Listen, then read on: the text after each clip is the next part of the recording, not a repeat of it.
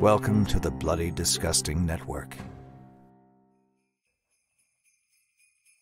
This podcast is made possible thanks to our patrons. Please join me in welcoming and thanking new patrons: Jonathan Davis, Joshua McLean, Katie Kofod, Zulu Crazy, T. Millard, Tim Pollard, Esteban Morales, Jalissa Ricks, Mark Colbinson, and Layla Harper. Our supporters over at Patreon get immediate access to all Sunday and Wednesday productions early and commercial-free, and their rewards go up from there to include instant access to over 500 Patreon-exclusive stories and counting, not to mention the 4 new stories added every week. There's also logo merch tiers whose proceeds go to suicide prevention charities. To see how you can support the podcast and get rewarded, and for your rewards to have an impact on others, please check out the donation tiers at patreon.com/creepypod. And I'm happy to say we have progress on the website. Our submission email is now submissions@creepypod.com. Only took a shade under 5 years for me to get a branded email. Things move slow here at Creepy. Like the Blob. Slow, but devastating to the population. Anyway, we're currently open to submissions for our Patreon stories. Stories that are no more than 3,000 words. Ideally, we'd like to see more stories submitted with either female narrators or gender-ambiguous narrators, so anyone can read them. It just makes the process easier when possible. We still aren't open to stories over 3,000 words at this time, but keep an eye on creepypod.com/submissions for updates and details. If you'll excuse me, I need to figure out where that bell sound is coming from. It's a little too close to Psycho for my liking as I stand here in this confined space. No.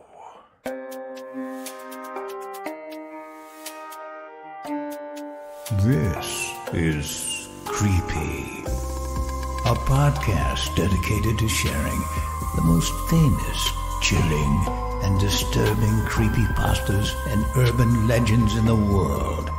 Whether these stories truly happened or are simply fabrications is for you to decide. These stories may contain graphic depictions of violence and explicit language. Listener discretion is advised.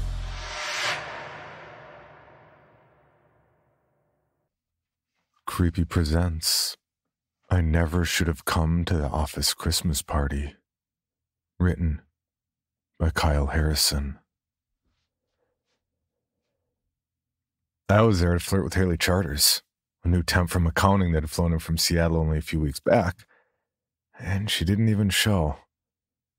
To be honest, the moment I realized that, I felt like trying to find a fire exit and leave. The entire thing just struck me as unusually dull and dry. Only about 13 people were in attendance, probably all here to snatch a few free finger foods before attending a real Christmas party with real friends. Even the music in the room was slow and boring, as though whoever created the event was just trying to throw something at the last minute.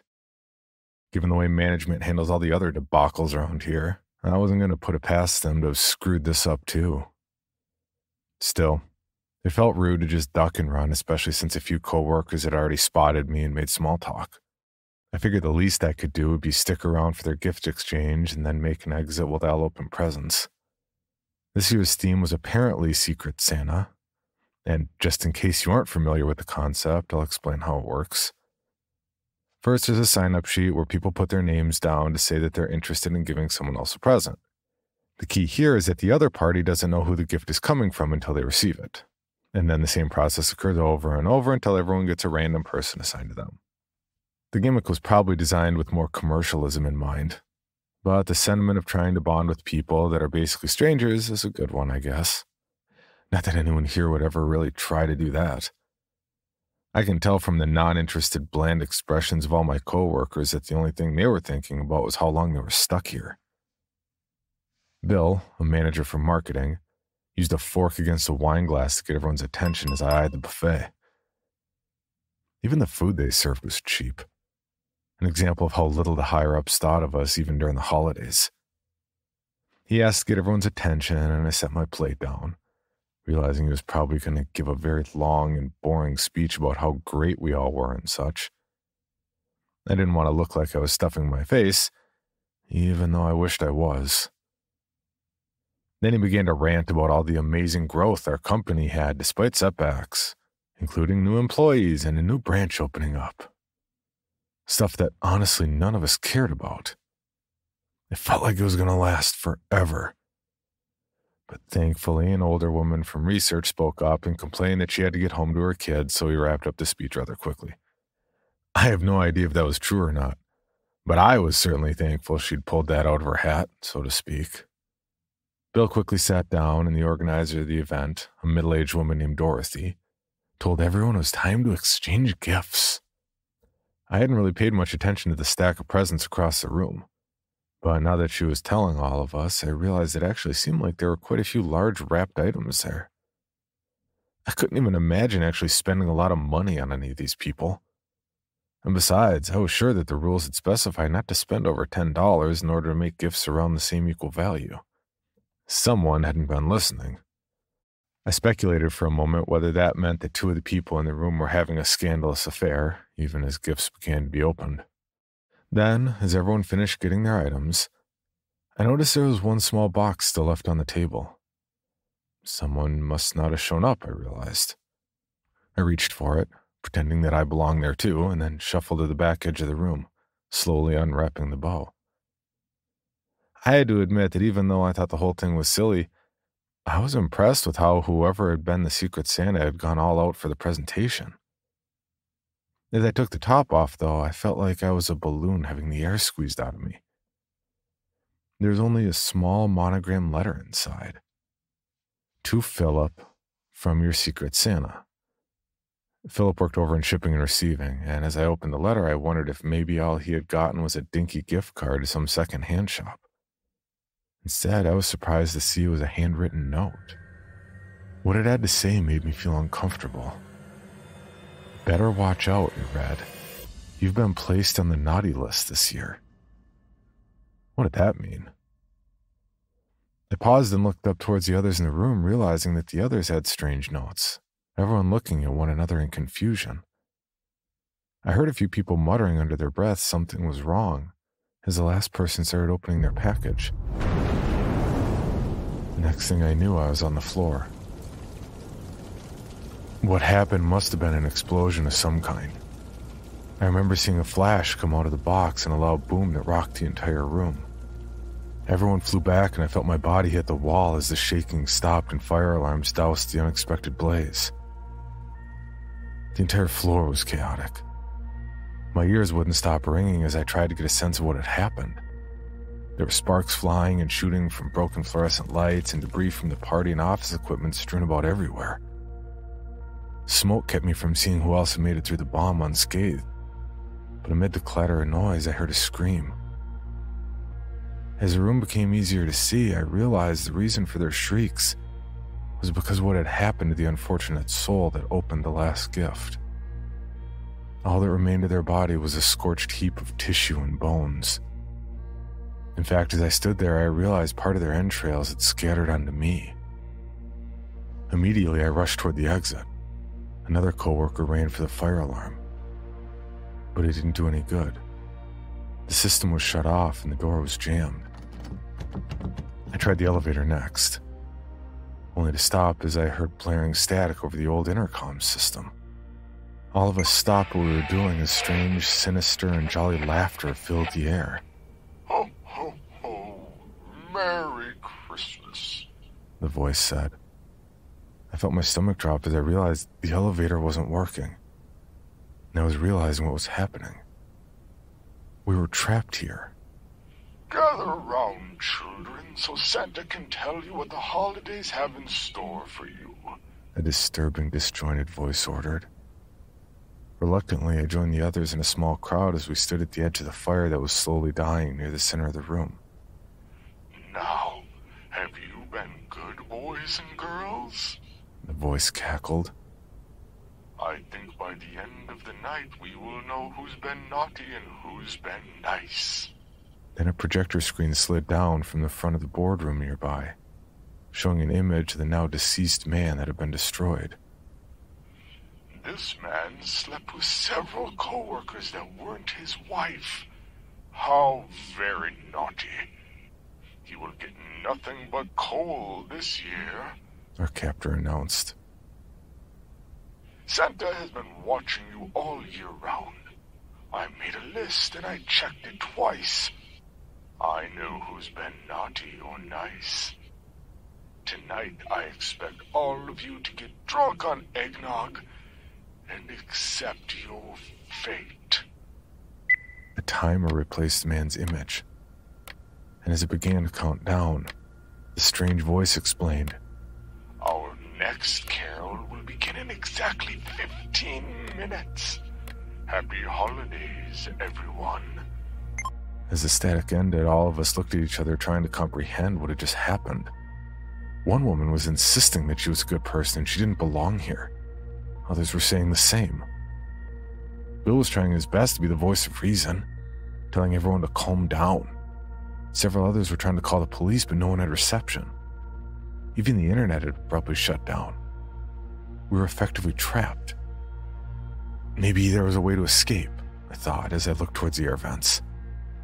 I made the suggestion and several of the other guys helped me to push a large desk over to the vent. Then I surveyed the group and tried to figure out who might be small enough to crawl through. Pointing towards a petite woman, I told her she'd have to be the lucky one. She timidly looked at the hole as one of the maintenance men began to unscrew the metallic cover. All of us huddled together to help her climb in. It was a bit of a mess to get her up, but she finally managed to squeeze into the tight hole. All of us sat anxiously in the middle of the room and waited to see what would happen. No one dared to make a peep as the woman struggled to push her body through the tight space. Then, just as she crossed from the office we were trapped in, we heard this cry of pain and the lights flickered. There was this ominous buzzing from the air vent and we heard a thud, and all of us got silent. We waited another moment to see if she was all right, but there was no response. Instead, our demented captor came back on the intercom with another jolly and sinister message for all of us. Looks like someone was getting greedy and trying to sneak out of the North Pole. Let's not try that again, shall we? If you were good little children, Santa will bring you lots of toys. As the static died again, I looked toward the vent and saw bodily fluids drip towards the carpet, making me want to puke. So much for a chance to get out that way, I thought sourly as we all reconvened in the middle of the debris. It was easy to say that the carefree and lackadaisical attitude which had permeated the room was now replaced with feelings of apprehension and uncertainty. Then one of the employees that worked directly on this floor made the comment that maybe the saboteur was right here among us, and I could see that everyone was looking at one another suspiciously. I tried to get everyone to settle down before accusations began to fly, and immediately it was discovered that the petite woman that had crawled into the vent might have been sleeping with the first man that died. Of course, I knew there was really no way to verify any of this, but I did quickly point out that I wasn't supposed to be here. Maybe we should stop pointing fingers at each other and instead focus on trying to find a way out of here, I told them. Bill and a few of the older managers were looking toward the long glass pane windows that lined up the south edge of the floor. During the impact of the bomb, several of the thick windows had cracked, but surprisingly, none of them had broken. Bill made the suggestion that we might be able to cascade down the side of the building if we had the proper equipment. It was safe to say that no one thought that was a good idea, but we changed our tune 10 minutes later when we heard from our mysterious Secret Santa again. This time, the sound system played grainy old Christmas music, the kind that easily gets stuck in your head. Next, we saw a slideshow of the woman that had died in the air vent.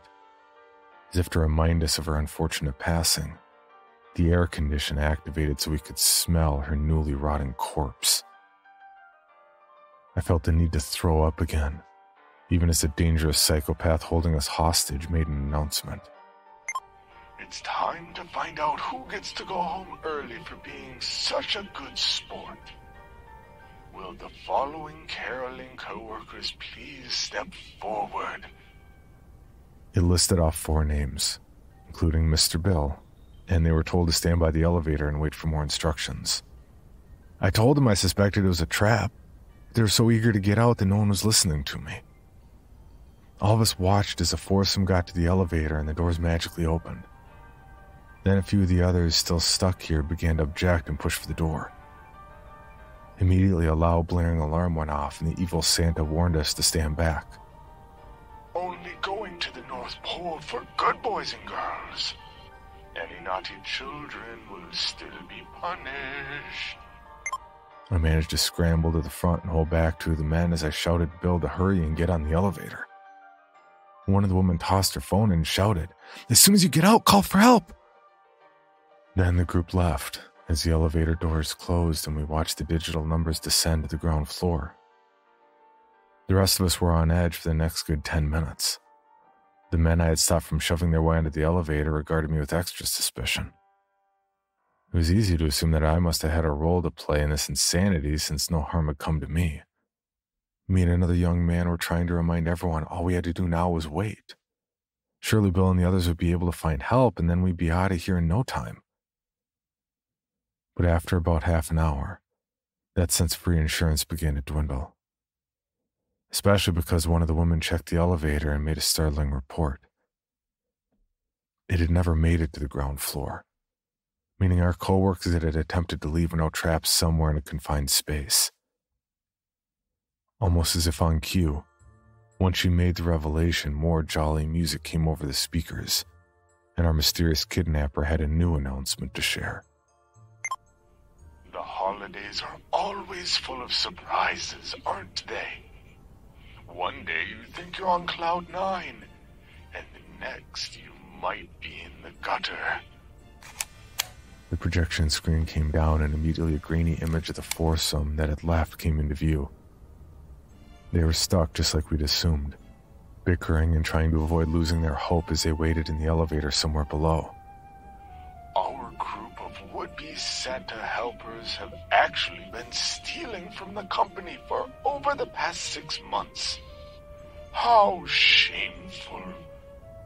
I'm sure you would all agree that only those good elves get to help with the toys in the workshop, so they won't be home for the holidays. I watched in abject horror at what happened next. The roof of the elevator opened up, and little sprinklers came out of the hidden alcoves, a trap built by our maniacal captor. And spewing out of those spouts was what looked like acid. Even though there was no sound on the video feed, I knew what sort of pain those people were enduring. They slammed their fists against the walls and tried to claw to the roof for help. The acid was burning their skin, hitting their eyes and making their bodies writhe with pain. I held a hand over my mouth and tried to avoid screaming to myself at the awful display. Then the feed went black, and the Secret Santa made the next proclamation. No holiday would be complete without a sleigh ride. So stay tuned to see who gets to go for a magical journey with Santa. As soon as the awful display came to an end, I got to work on Bill's plan to scale down the side of the building. I wasn't about to wait to see if I was next on the chopping block for this madness. Grabbing an office chair, I slammed it against the thick windows, trying to break it apart, but it did no good. A woman helped me, and we shoved a desk toward the edge, pushing together to shove it through one of the larger cracks. This time, the combined weight caused the window to give way, and we tumbled onto the carpeted floor as the equipment flew to the ground below. I stared down at the busy metropolitan streets, realizing that none of the people below probably even had a clue about what was happening up here. I silently wondered if they would even care, or simply go about their business. But that was the cynical part of my brain kicking in as I turned back to the crowd and gave orders to tie together Ethernet cables for rope. We gathered as many bundles as we could, binding them back and forth tightly against one another until at last they made a good taut rope. Just to be fair, I suggested we draw straws to see who would climb down. It would prevent any further arguments, I said. As luck would have it, I drew the short straw. The others made sure the makeshift bungee cord was around my waist and then used one of the larger pylons in the office to act as a base point for me to rappel off. I looked toward the precipitous gap between me and the lower floor and felt dizzy. realizing I wasn't quite ready to do this. It'd mean certain death if I'd miscalculated. But I couldn't hesitate now. I closed my eyes as I leaned over the edge and then made the first leap of faith. My feet hit the glass window hard, and I told myself it'd only be perhaps 10 to 15 feet to reach the next floor. It'd be like walking across a room, I thought as I slid down and felt the sharp winds hit me. As I reached the next floor, I pressed my body against the window and started to tap on it in hopes of getting someone's attention. The floor was dark. I shouldn't have been surprised. If it hadn't been for this office party, I would have been off today too. Most people were. It suddenly occurred to me that there might not be anyone in the building besides us. I shouted to the group above to send something down that I could use to break the window. A gust of air hit me again, and I nearly lost my footing as they offered a small desktop computer. "Hurry, the Secret Santa just came back on the screen and I think they realized you're gone," one man shouted to me. Carefully, I smashed the computer against the window just enough to shatter it and give me an opportunity to get through the hole. Once I was in, I released the Ethernet cable and it fell to the floor. As I stood there in the darkness, I felt an unease take over my body. This floor wasn't abandoned, I realized as the automatic lighting detected my movement. The floor was littered with employees that had been asphyxiated somehow, all dead from some toxins released in the air. At least 20 people were dead, I discovered.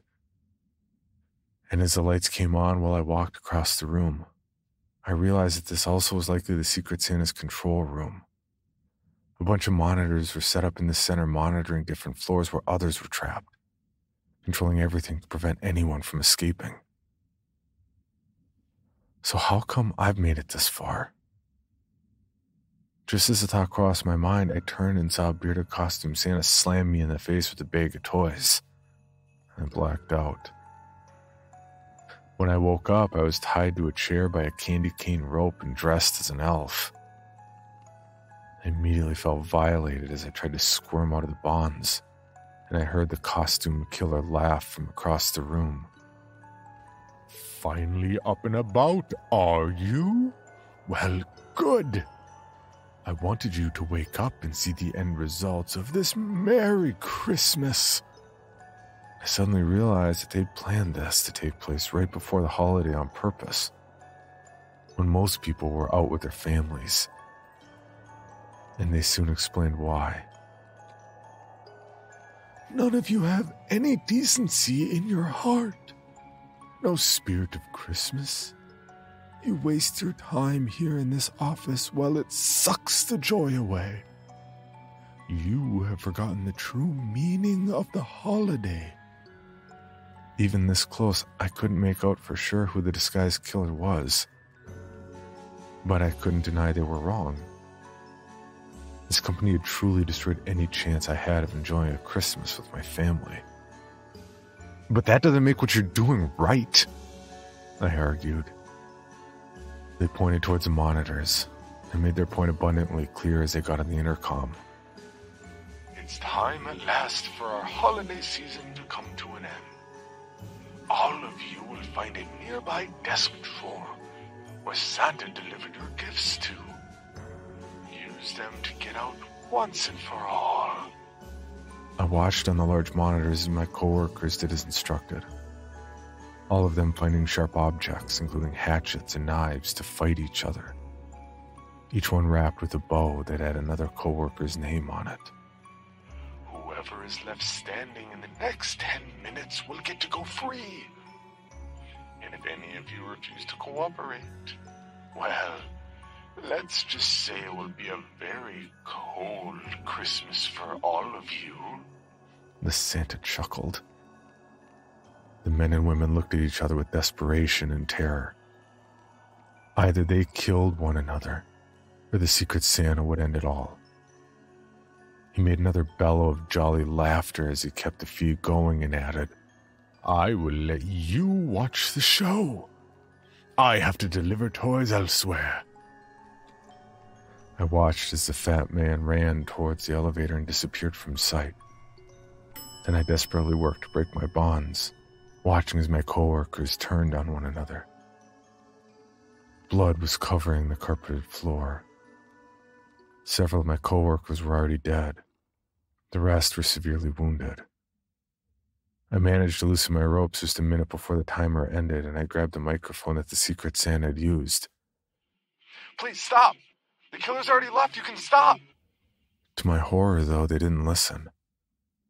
And I watched until only 4 men were left in the carnage, and the power returned, and another Christmas melody played. The killer had made their way out, and now we were left with guilt and a bloody nightmare to clean up. Then, to top it off, I watched as the videos were erased and the evidence scrubbed of any audio announcements. The proof that the Santa killer had even been there was gone for good. "Let's have a white, clean Christmas," a final message read across the screen in bright red and green as authorities rushed in and arrested the survivors. I was the only one that was allowed to walk out scot-free, because I wasn't even supposed to be there.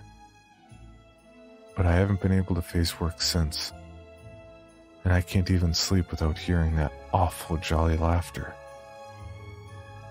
The nightmare before Christmas is over, but the ghosts of this Christmas will haunt me forever.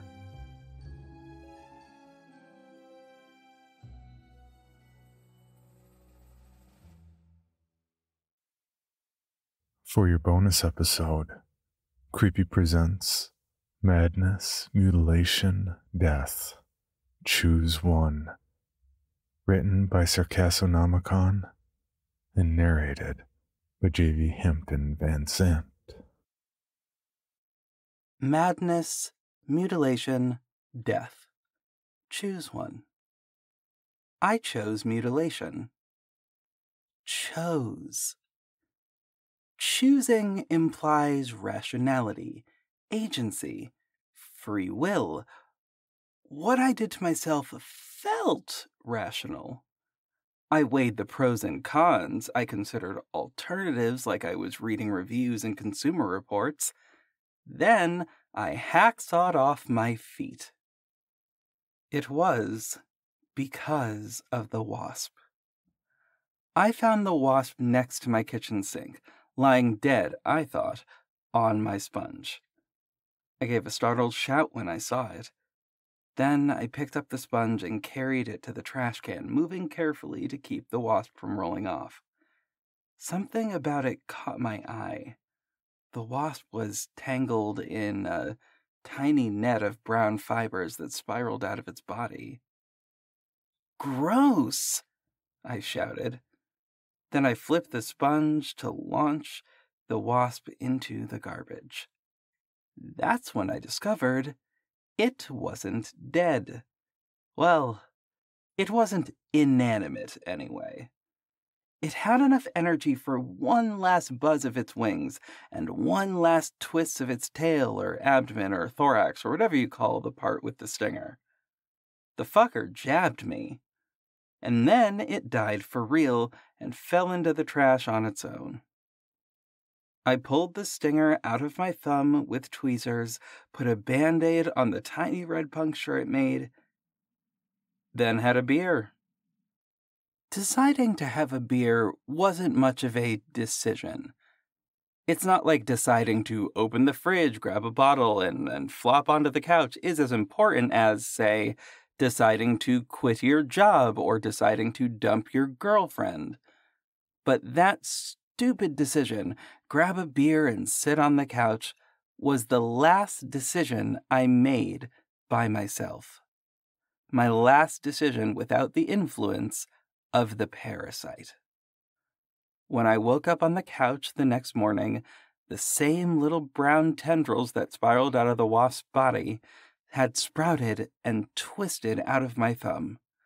I sprinted to the bathroom, holding my hand out in front of me like I had just put my thumb into something gross. But it was really the other way around. I hadn't put my thumb into something gross. Something gross was inside of my thumb. I turned on the hot water and scrubbed the little brown strands off with soap. They broke off where they exited my skin like they were little strands of superfine spaghetti. Watching them swirl down the drain made me sad. Whatever they were, they had been hard at work all night, productively pushing themselves out of my thumb. I wish I had thought about it a little more before destroying them. Maybe then I could have gotten used to them. With the little brown strands gone, I had to choose what to do with my day. It was Wednesday, and I had a regular office job, so there shouldn't really have been any kind of decision to make. Get dressed, go to work, just like the last 500 Wednesdays of my life. But today was different. I felt bad. Not sick bad, like I had the flu. Physically, actually, I felt better than I normally do in the morning. But as I puttered around, starting to get dressed for work, the sadness that overcame me when I washed the brown tendrils down the drain turned into grief and guilt. 2 years ago, I ran over a cat while driving home from work. I wasn't paying attention, and neither was the cat, apparently. Suddenly, it was in front of me. I swerved, and the cat jumped back. It was just dumb luck that our reactions moved us in the same direction. The combination of my attempt to dodge the cat and its attempt to dodge me sent it straight under my tire. To say I felt bad or horrible after running over that cat doesn't even come close to getting at what it was like. The mixture of emotions was toxic beyond belief. Intense guilt that I'd killed someone's pet. Sadness as I thought about how the family that lost the cat would feel. Anger at myself for not seeing the stupid cat. Anger at the cat for not learning how to cross the street. And a desire to somehow make things right, to atone, to live the rest of my life in a way that would make up for what I did to the cat. Whatever you call feeling all that stuff at the same time, that's how I felt about the crud I washed off my thumb this morning. I collapsed onto the floor and wept. Therefore, I decided to start eating. I washed some crud off my thumb, became grief-stricken as a result, and decided to start eating. I can understand in principle how that line of thought might seem counterintuitive to someone else, but to me, even now, this is an unassailable line of logical reasoning. Of course I need to start eating. Some amount of whatever the wasp injected in me was still there. Still sitting in my thumb, wondering what happened to it, the cute little tendrils it pushed out of my skin. It needed food so it could make more. I boiled water for spaghetti. I finished a box of cereal while waiting for the water to boil, and ate an entire half-gallon of ice cream while the pasta was cooking. I drained the spaghetti, dumped all of it back in the pot, and poured a whole jar of ragu on top. Then, as my culinary instincts now completely engaged, I decided to unscrew the top of the brand new green cylinder of pre-grated Parmesan cheese and empty it into the pot. I ate all the spaghetti. And then I kept eating. All day. A whole loaf of bread, the foil-wrapped leftover chicken in the fridge. I made a shitload of rice and ate it with the condiments that were in the fridge door, a bowl of rice with a whole bottle of Thousand Island dressing poured over it, another bowl of rice with a half jar of mustard mixed in, another bowl of rice with a bottle of hot sauce and mayonnaise. I threw up a few times, but after every vomit session, I decided to keep eating. It was the only logical thing to do. It's not that I wanted to, it just made sense. Eating made the feeling of despair and guilt go away. I finished all the food in my apartment sometime after the sun went down. Running to the store to buy more would take too long, I reasoned, so I started in on my liquor supply. After all, alcohol has calories, and calories are good. I started with the vodka. I didn't have anything left to mix the vodka with. Literally everything that was in my refrigerator or pantry this morning had gone down my throat and was either in my digestive tract or upchucked into the toilet. I took a big swig from the bottle. I counted 10 deep breaths, then took another long pull. I could feel my stomach getting ready to push the vodka back out the way it came in. I counted to 60 and tipped the bottle back again, sending a series of satisfyingly large bubbles glugging up the neck. I wet burped. Nothing major, but a warning that my stomach was about to go into full-on rebellion. I collapsed onto the couch and thought about eating. The alcohol, I decided, wasn't a good choice. If I drank any more vodka, I'd puke again for sure, and lose the benefit of the calories I had recently consumed. I needed more solid food. I got off the couch and shuffled to the kitchen. I had downed a third of a bottle of vodka, and it was already starting to hit me. I grabbed a pad of paper and a pen and made my way back to the couch, breathing hard. I wrote shopping list at the top with a double underline. I thought for a minute or two about what I needed to eat. Something with a lot of protein, I reasoned, to help the wasp crud thing in my thumb rebuild itself. 10 cans of baked beans, I wrote. And then I crossed out the 10 and replaced it with 20.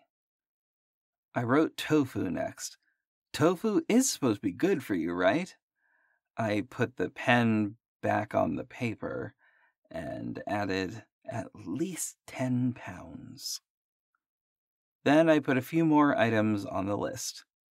16 whole chickens, 1 box of every kind of cereal, and 30 gallons of milk. I wet burped again, this time spitting up a tablespoon of noxious mixture of vodka and semi-digested glop that rose up into my mouth. I struggled to my feet so I could run back to the toilet. Then the vodka really hit me. I fell back on the couch and the room started spinning. I closed my eyes and clung to the couch, waiting for the spinning to stop. It didn't stop, but 10 minutes later, it had slowed down enough that I could risk opening my eyes. I looked down at my lap. The pad of paper with the shopping list was still there. I squinted hard and reread the list. What in the hell? I shouted it out loud to my empty apartment. What the hell had I written on the list? I wrote that list when I was sober. Now that I was massively drunk, when you think my judgment would be impaired the most, the list looked crazy. 16 chickens? 30 gallons of milk? The irony of this was not lost on me.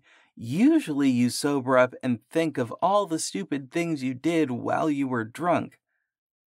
I, slumped on the couch and drunk off my ass, was thinking about the stupid stuff I did earlier when I was sober. Why had I been so upset about washing the strands of whatever it was off of my thumb? Why the hell did I skip work and have an all-day eating and purging festival. I paused to throw up. Most of it landed on the couch. Something had entered my body when the wasp stung me. Something psychoactive. Hyper-psychoactive. Mega hyper-psychoactive. Something so nutso that even Timothy Leary and the CIA would agree that it was a bad idea to use it.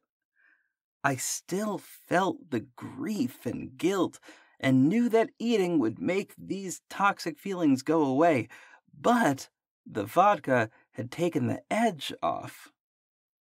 The weird logic that compelled me to eat didn't make as much sense now that I was drunk. The vodka obviously affected my judgment, but it affected the judgment of the wasp gunk even more. As long as I was less drunk than what was inside of me, I could make decisions that weren't completely insane. Even though I still had the spins and couldn't focus and had zero hand-eye coordination, I managed to do some Googling. My search history got a lot weirder and darker that night. I started searching for brown wasp hairs, and eventually ended up searching for things like wasp psychosis and fungus-induced dementia. I learned a lot about behavior-altering parasites, fungi or bacteria, or other things that change the behavior of their host to benefit the parasite. Sometimes these parasites change the host behavior in ways that make you think the parasite might be smart. There's a virus that can make caterpillars emerge from their hiding places in the tree bark, climb into the treetops where they get eaten by birds, which spreads the virus to other caterpillars. There's a type of bacteria that infects rats and somehow makes them sexually attracted to cats. Then there's the wasps and the fungi that make them do things. Agilia palipis compels infected wasps to leave their colonies and die alone, hanging from leaves by their mandibles. Another parasite makes worker wasps gorge themselves, that sounded familiar, then pretend to be queens, spreading the parasite throughout the colony. The fungus Cordyceps sphecosphala is especially cruel to the wasps it infects. Wasps are very hygienic. Workers remove dead wasps from the nests before the whatever killed the wasps can infect others. Cordyceps sphecosphala found a workaround. Wasps infected by Cordyceps sphecosphala mutilate themselves so badly that their fellow workers don't even recognize them as wasps. The self-mutilated wasps die in the nest, and their bodies remain there, spreading the cordyceps spores to the rest of the colony. A wasp's brain has about 1 million neurons in it. How can a fungus, a friggin' microscopic mushroom, take control of 1 million neuron central nervous system? And then make the wasp do these super complicated things like pretend to be a queen or methodically chew apart its own body. The fungus can't be so smart that it takes direct control of the wasp's limbs, controlling them like the wasp was a puppet. Instead, I bet the fungus dumps out just the right amount of neuroactive chemicals into the wasp's nervous system to make the wasp want to do these awful things. The wasp, I imagine, just gets these urges, the urge to hang from a leaf until it dies, or the urge to mutilate itself. and it figures out how to satisfy that urge by itself.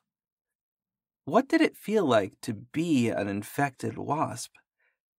One morning, instead of going out and finding food or fixing the nest or whatever job it is, it thinks, in its own little wasp way, "Hey, I have a great idea.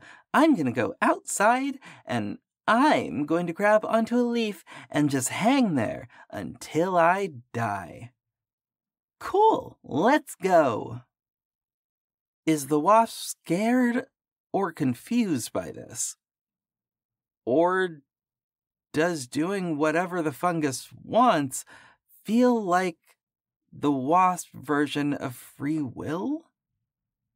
The vodka finally won its battle against my consciousness, and I passed out in front of my laptop, thinking about what it felt like to be a wasp that happily decided to chew off its legs and wings. I woke up sober. My parasite was sober too. The fungus had been busy while I slept. A nest of brown strands spiraled out of my thumb and wrapped around it like a tangle. A few strands had started poking out of my wrist and the back of my hand, too, like tiny fungal whiskers. Progress. I held my hand away from my body so I wouldn't accidentally break off the fragile strands.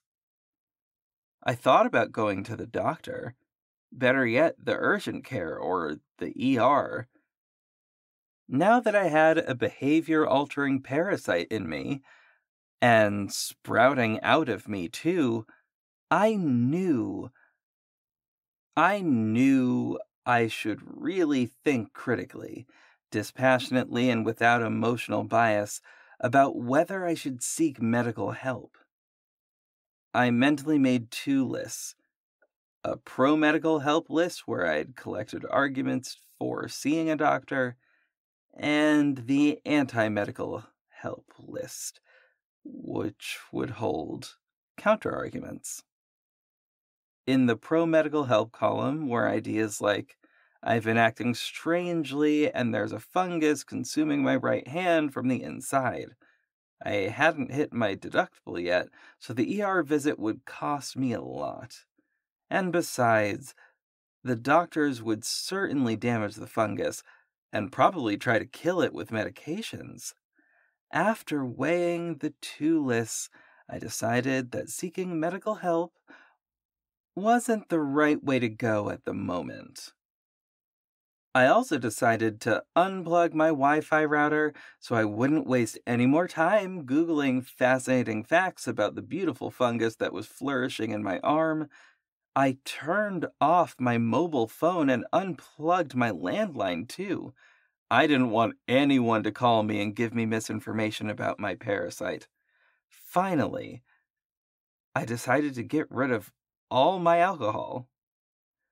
The rest of the vodka, a half bottle of gin, and a brand new Johnny Walker Red Label went down the drain. It took longer than you'd think to get these chores done, because I couldn't use my right hand. My little fungal strands were so fragile that they'd crack even if I gently brushed them against something. I needed some way to protect my hand, or they'd get crushed while I slept. I rummaged around my apartment looking for something I could use to protect my hand. Eventually, I found an empty shoebox. I took the shoebox, the box cutter, and some packing tape to the dining room table and began figuring out a way to fashion the shoebox into a fungus-protecting container I could somehow tape to my hand and arm. I eventually came up with a design that would let me close the box around my hand without the need to risk squeezing the fungus thumb through the armhole.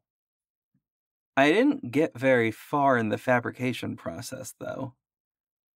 Since my right hand was basically useless, I'd had to make complicated cuts with the box cutter in my left hand while we were wedging the box against the table with my right elbow. It didn't go well. I slipped with the box cutter almost immediately after I started, sending the blade slicing into my right forearm. The box cutter blade was new and was still scary sharp. The cut it made was only a few inches long, but it was deep and produced an impressive flow of blood almost instantly.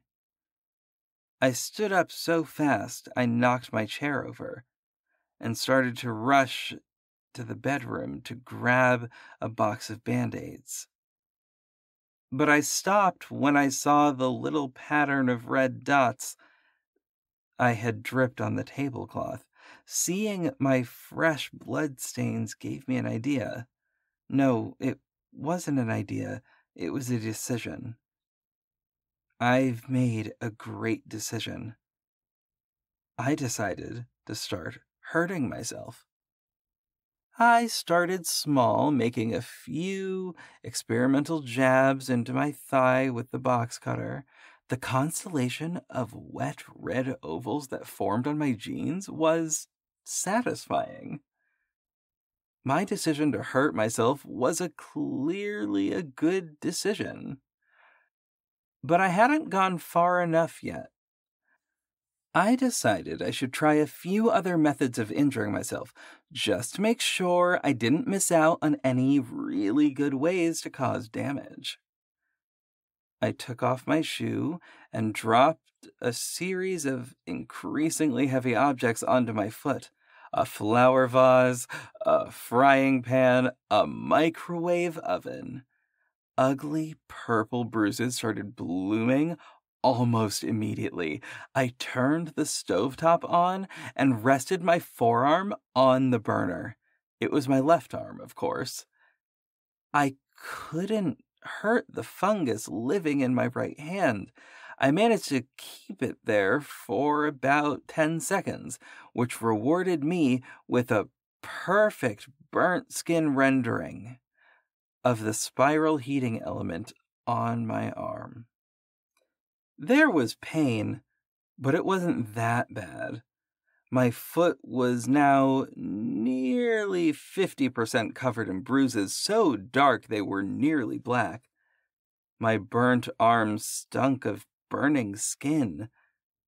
There was some stinging, a little soreness, but whatever chemicals the fungus was dumping into my bloodstream did a fantastic job of mitigating the pain. Thanks, fungus. I decided to start smashing my head into things. The wall, the television. By the time I slammed my face into the sliding glass door of the balcony, I was getting pretty good at the head smashing stuff. My face broke through the glass door. I paused and inhaled the cool evening air. That little pause gave me time to think. I thought about the damage I'd done to my body, not to my right arm. I gotta keep the fungus safe. It all felt like a good start, but it wasn't quite good enough. I needed to do more to fully commit to helping my parasite. I pulled my head out of the hole I made in the glass, slid the door open, and stepped onto the balcony. The balcony overlooked the apartment's parking lot. I carefully looked over the railing at the bushes and sidewalk 6 stories below. My forehead was bleeding badly from my interactions with the wall, the TV, and the glass door. A few drops of blood ran on the end of my nose and dripped off into the 6-story gap of air between me and the ground. That! I needed more of that. More bits of me falling to the ground below. If I could just somehow hang myself by the neck over the balcony without falling off, eventually my body would scatter to the winds and to the ground below. That would be wonderful. Or not. I was doing a great job mutilating myself. If I continued to pursue my mutilation project to its logical conclusion, I'd eventually get to the point where I couldn't move anymore due to my injuries. That would also be wonderful. Just to lie in a ruined mound of my living room floor.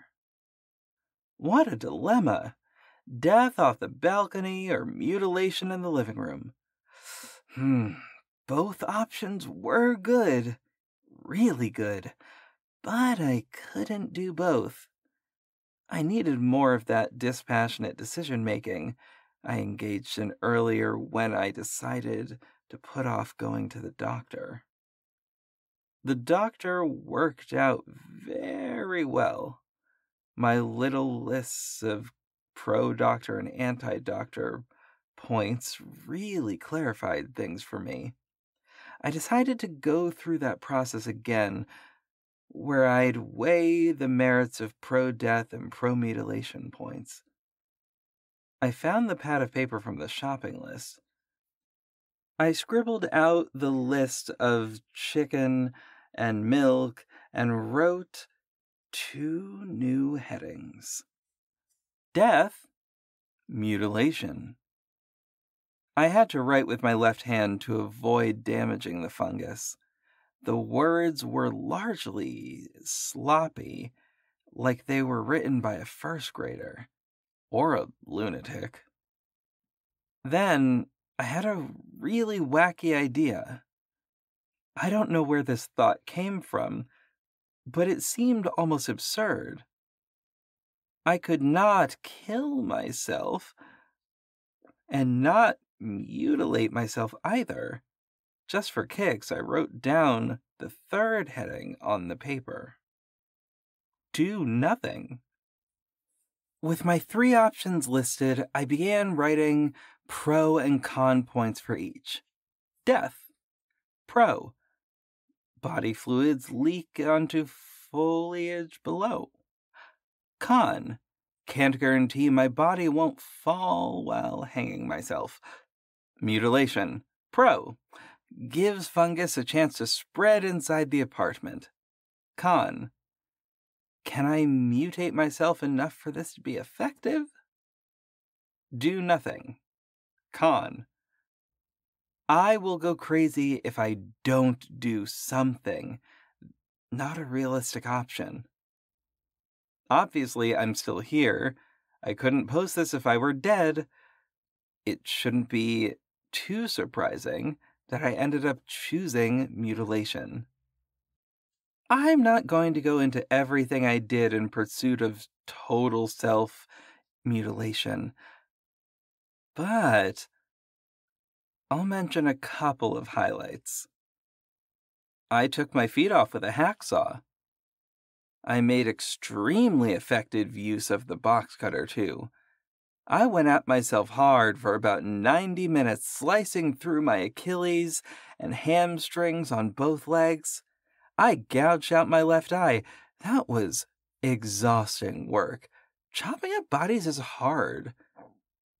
Doing it yourself is particularly difficult. I intended to keep going, but I needed to rest. Since I was already on the floor, I rolled onto my side and stared at the dust bunnies gathered under the couch. There was something under the couch. I wiped my face on the carpet to get the blood out of my eyes. It was a bottle of tequila. It must have rolled under the couch when I was doing shots with a few friends last week. Suddenly, I realized how thirsty I was.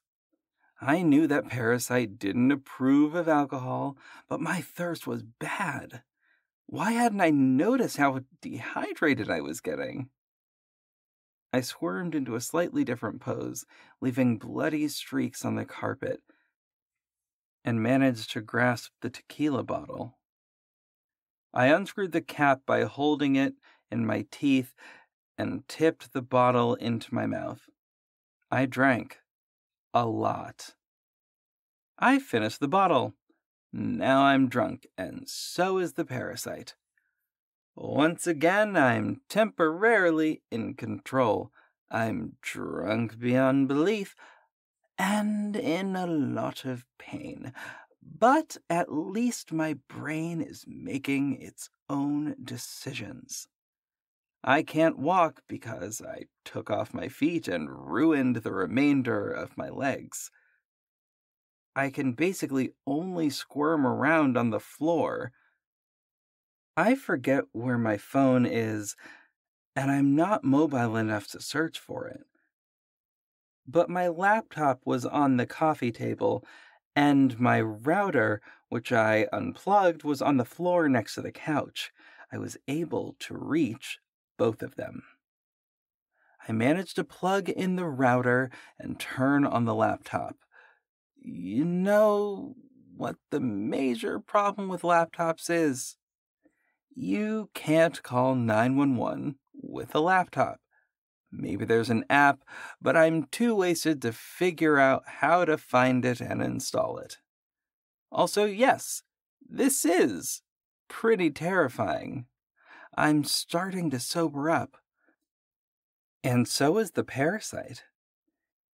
I can already feel its twisted logic starting to make sense again.